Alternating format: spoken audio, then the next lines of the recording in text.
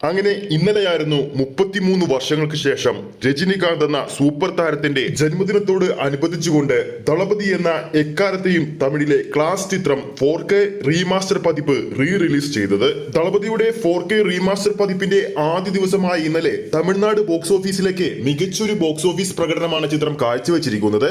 ചിത്രത്തിന്റെ ആദ്യ ദിവസത്തെ കളക്ഷൻ അപ്ഡേറ്റ് അറിയാൻ വേണ്ടി ഒരുപാട് പ്രേക്ഷകരായിരിക്കും കാത്തിരിക്കുന്നത്. അതിലേക്ക് പോകുന്നതിന് മുമ്പ് നമ്മുടെ ചാനൽ ആദ്യമായിട്ടാണ് കാണുന്നതെങ്കിൽ ചാനൽ ഇപ്പോൾ തന്നെ ഒന്ന് സബ്സ്ക്രൈബ് ചെയ്ത് സപ്പോർട്ട് ചെയ്യുക.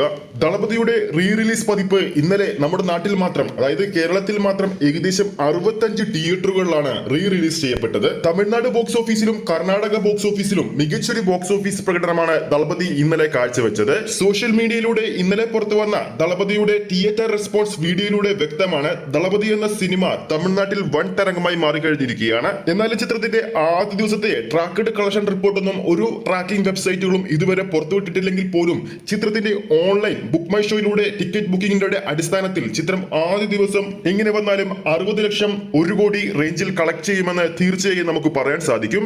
അത്രയ്ക്ക് മികച്ച ബുക്കിംഗ് ആയിരുന്നു തമിഴ്നാട് ബോക്സ് ഓഫീസിലും കർണാടക ബോക്സ് ഓഫീസിലും ചിത്രം കാഴ്ചവെച്ചത്. ഒരു 4K റിലീസ് ചിത്രത്തിന് ലഭിക്കാവുന്ന വെച്ച് ഏറ്റവും മികച്ച ഓപ്പണിംഗ് തന്നെയാണ് ദളപതി ആദ്യ ദിവസം സ്വന്തമാക്കിയിരിക്കുന്നത്. അപ്പോൾ നമ്മുടെ നാട്ടിൽ നമ്മുടെ പ്രേക്ഷകരിൽ ആരൊക്കെയാണ് ദളപതി എന്ന 4K റീമാസ്റ്റർ പതിപ്പ് തിയേറ്ററിൽ പോയി കണ്ടെന്ന് കഴിഞ്ഞെന്ന് താഴെ കമന്റ് ചെയ്യാൻ മറക്കരുത്. ഈ ഒരു വീഡിയോ ഇഷ്ടപ്പെട്ടെങ്കിൽ വീഡിയോ ലൈക്ക് ചെയ്യാനും ചാനൽ സബ്സ്ക്രൈബ് ചെയ്യുന്ന കാര്യം ഒന്ന് പരിഗണിക്കുക. അടുത്തൊരു അപ്ഡേറ്റുമായി നമുക്ക് വീണ്ടും കാണാം.